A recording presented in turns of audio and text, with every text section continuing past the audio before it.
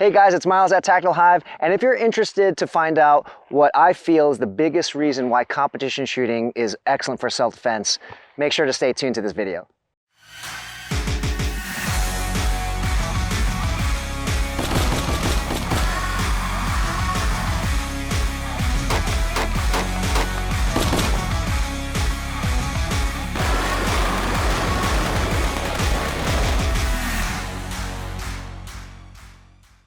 So if you watch our videos, you know that we're really interested in providing information on shooting, self-defense, but we also cover a lot of competition shooting, and there is a reason. Both benefit each other. Competition shooting helps the tactical and self-defense realm, and vice versa.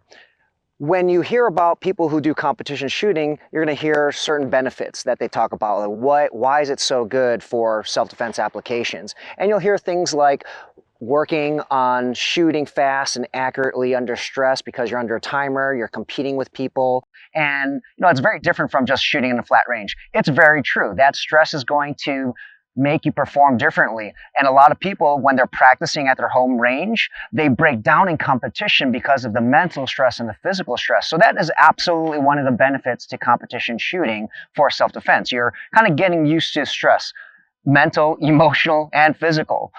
Beyond that is the weapons manipulation. So people will talk about weapons manipulations as well. You're going to be able to, change mags in your sleeve. You know how to operate your firearm very easily. And that's very valid too. You're going to definitely get a lot of reps with your weapons manipulation also under stress. So that's an added incentive there. So you're combining the first benefit with the second benefit. But what I wanted to talk about is something that isn't really talked about a lot. And I've discussed this internally with a lot of our SMEs and other people who have been in actual gunfights, firefights, whatever you want to call it. I personally have never been in a firefight or gunfight, nor do I ever want to be, but I've done a lot of force and force. And this last benefit, which I think is the biggest benefit to getting into sports shooting, particularly pistol shooting, is something that I feel people who have been into gunfights or do a lot of force and force training, which is the closest thing you'll get to a real gunfight, they understand that there's something very similar between competition shooting and an altercation when you have to shoot right away. And that is that competition shooting allows you to work on shooting with natural point of aim, instinctive shooting, point shooting, shooting with an index, whatever you want to call it. There's a lot of different names for it in the industry. Competition shooters, particularly the best, the ones at the top, understand that you don't always have a crystal clear front sight. When they have an easy target in front of them, you'll see this.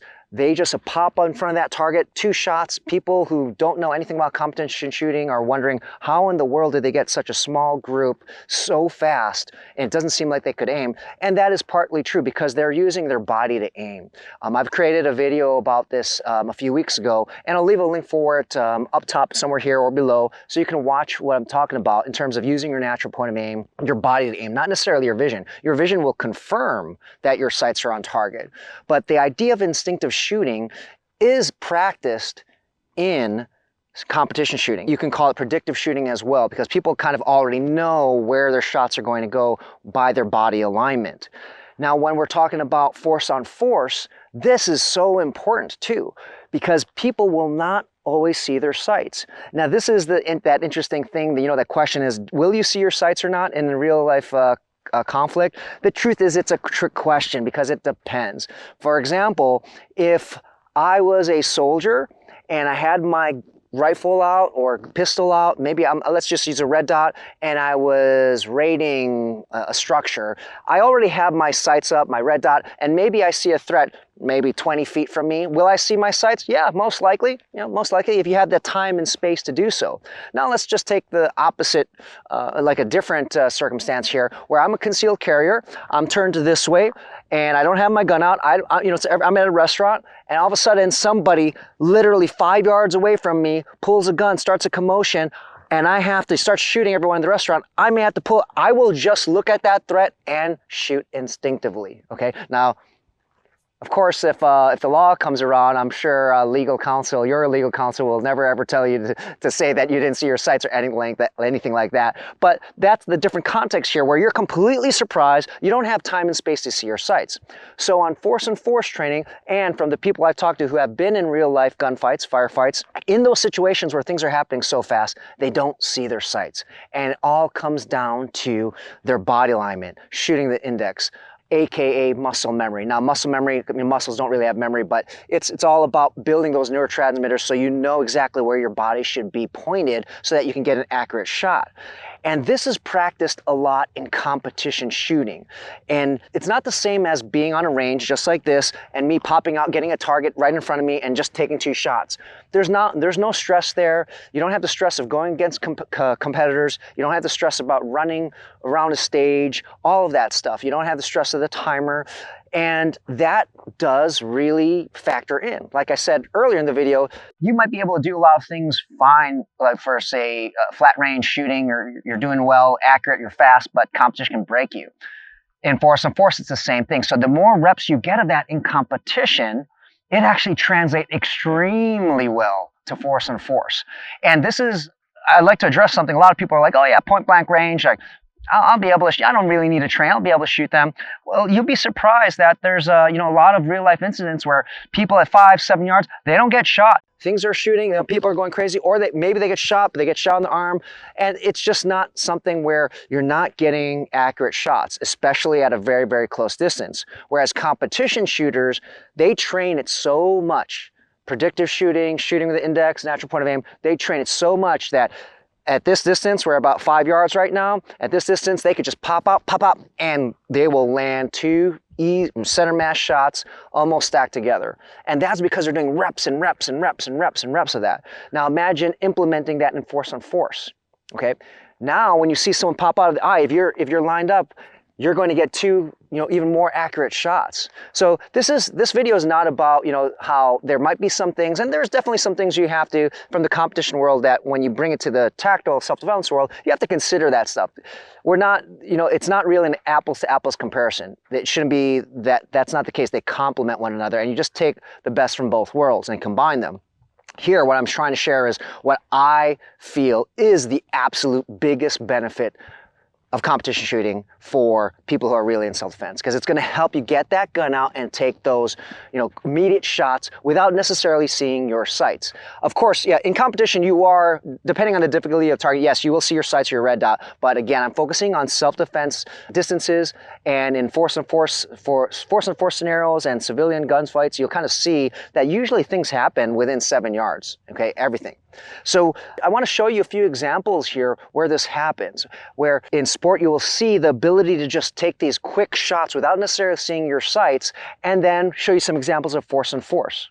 So here's footage of a match I just recently shot, and as you can see, this stage has a few targets that are up close, kind of in self-defense distances. They were about maybe 3 to 5 yards, if I recall correctly.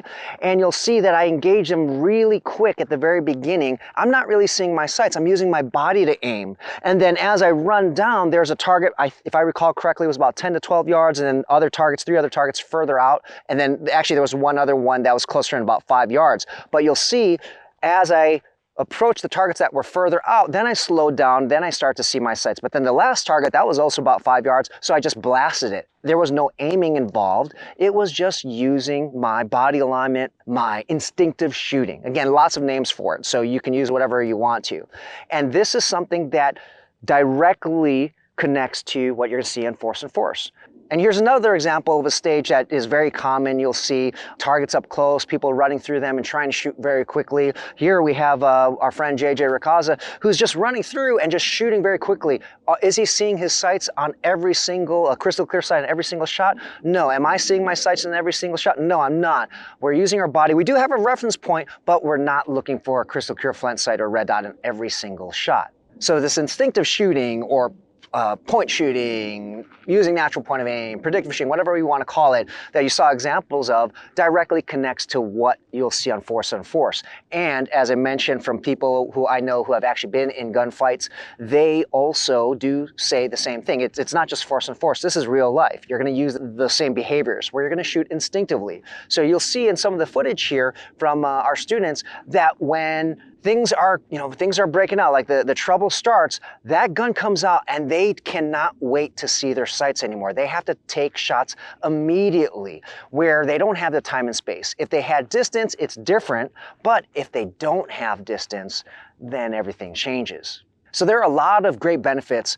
that sport shooting provides for self-defense shooters. But the biggest one that I think is, it really is the biggest factor, biggest benefit, is that it helps you pop out, take quick shots, and it simulates exactly what you would feel or do in force and force training. And from what I hear from those who've actually been in gunfights, it simulates what you're going to do in real life as well when things are happening very fast. So I just wanted to take a little bit to share that with you. There's a lot of benefits, and if you haven't explored competition shooting yet, I highly recommend you do. A lot of different organizations out there. If you like this video, please make sure to give us a thumbs up, and as always, please comment and subscribe. See you in the next video.